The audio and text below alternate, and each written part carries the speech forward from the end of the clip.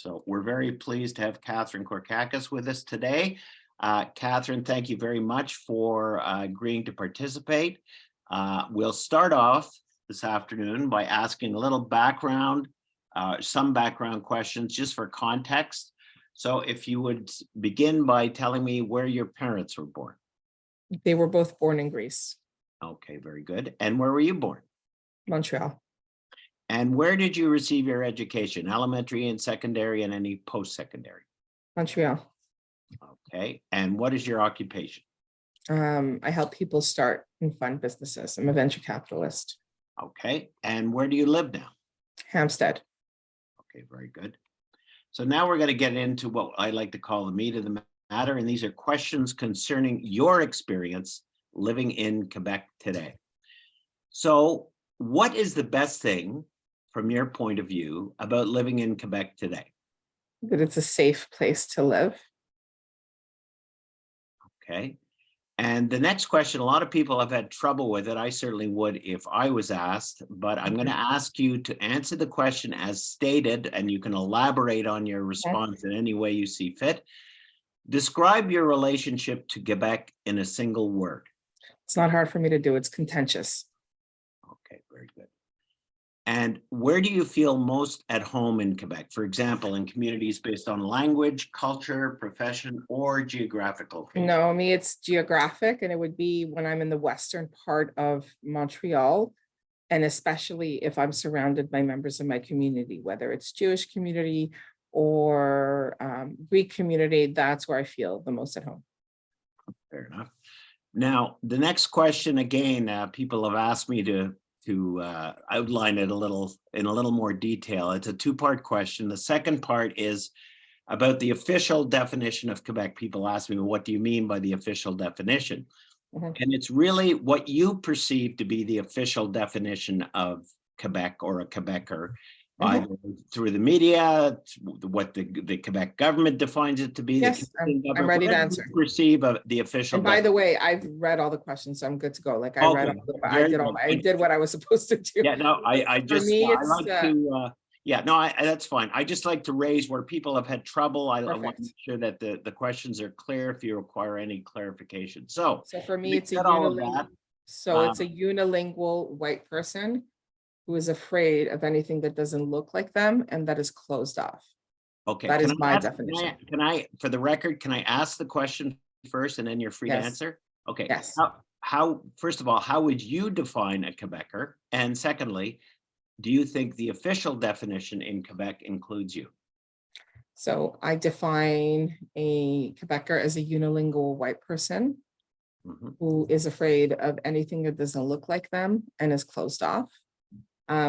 Second part of the question is no, I do not. Okay, very good. And has your sense of identity as a Quebecer changed over the years? And if so, in what ways?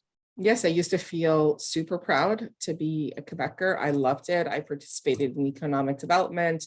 I did all kinds of stuff to get people to know about Quebec, want to come to Quebec. And since 96, Bill 96, no. Okay. And what are some of the most difficult things about living in Quebec today? The lack of information in English and not being able to understand your rights and responsibilities, which stifles somebody from doing something better for themselves, whatever it may be, whether it's starting a business, learning about their health, paying their taxes. I think that crippling people by taking away their ability to make informed decisions is unconscionable. It is disgusting. And it is what I would say is the number one most difficult thing about living here. Okay. Now, in recent years, members of the Francophone, some members of the Francophone majority have identified a number of linguistic and cultural threats. Which of these concerns do you share and support, and which of these concerns make you feel excluded or targeted? So none of them, all of them. Okay, very good. And what in your mind is the biggest problem facing Quebec today, and how in your mind do you think it could be resolved? Bill 96, repeal and remove Bill 96. Okay, very good. Now, the next question, I'm going to preface a little bit. I don't know if you've had the opportunity to see Guy Rogers' documentary, What We Choose to Remember. No. Okay, very good documentary, which I highly recommend everybody to see. Anyway, in that documentary, he used a very effective visual tool, which is a show of fingers. So I have his permission to use the same tool. Guy and I are good friends. Mhm. So I'm going to ask you, by a show of fingers, on a scale of 1 to 10, 1 being weakest, 10 being strongest, Mhm. how strongly do you feel that the joys of living in Quebec outweigh the challenges? So you will see no fingers. Okay, very good. All right, to finish things off, are there any comments or anything you'd like to say about your sense of identity or belonging in Quebec? I think it's interesting that with one piece of legislation from a couple of idealistic buffoons, that they, with one sweep, they could take away my children's future, my community's future, my future. I am